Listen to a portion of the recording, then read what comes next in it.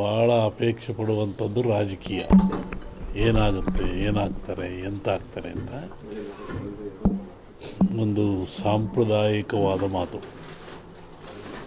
ಎಲ್ಲ ಧರ್ಮಗಳು ಇದ್ದಾವೆ, ಎಲ್ಲ ಸಮಾಜಗಳು ಇದ್ದಾವೆ, ಎಲ್ಲ ವರ್ಗದವರು, ದೈವದವರು ಈ ಭೂಮಿಯಲ್ಲಿ ವಾಸ ಮಾಡ್ತಾ ಇದ್ದಾರೆ.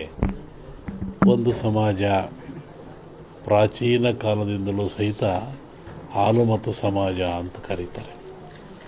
ಹಾಲುಮತ ಸಮಾಜ ಅಂದರೆ ಅವರು ಅಡವಿಯಲ್ಲಿದ್ದು ಕುರಿಗಳನ್ನು ಸಾಕಿಕೊಂಡು ಕುರಿಯ ಇಕ್ಕೆಯಲ್ಲಿ ಲಿಂಗವನ್ನು ಕಂಡು ದೈವಾರಾಧನೆ ಮಾಡಿಕೊಂಡು ಬಂದಂಥ ಒಂದು ಸಮಾಜ. ಪ್ರಕೃತಿಯ ಮೇಲೆ, ಗಾಳಿಯ ಮೇಲೆ, ಭೂಮಿಯ ಮೇಲೆ ಅವರು ಅಡವಿಯಲ್ಲಿದ್ದ ಕಂಡದ್ದು, ತಿಳಿದದ್ದು, ನೋಡಿದ್ದು, ಅನುಭವಿಸಿದ್ದನ್ನು ಹೇಳ್ತಾ ಬಂದಿದ್ದಾರೆ. ಅದು ಕುರುವಿನ ರಟ್ಟು, ಕೆಲವು ಕಡೆ ಕುರುಬು ರಟ್ಟು ಅಂತಾರೆ.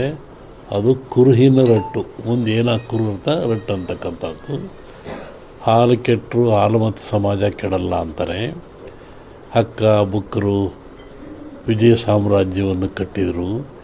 ಇದು ಹೇಳೋ ಉದ್ದೇಶ ಏನು ಅಂತಂದರೆ, ಇವತ್ತು ಹಾಲುಮತ ಸಮಾಜದವ್ರ ಕೈಲಿ ರಾಜ್ಯದ ಅಧಿಕಾರ ಇದೆ. ಬಿಡಿಸಿಕೊಳ್ಳೋದು ಸುಲಭ ಅಲ್ಲ. ಅವರಾಗೇ ಬಿಡಬೇಕೆ ಹೊರತು ನೀವು ಬಿಡಿಸಿಕೊಳ್ಳೋದು ಸುಲಭವಲ್ಲ.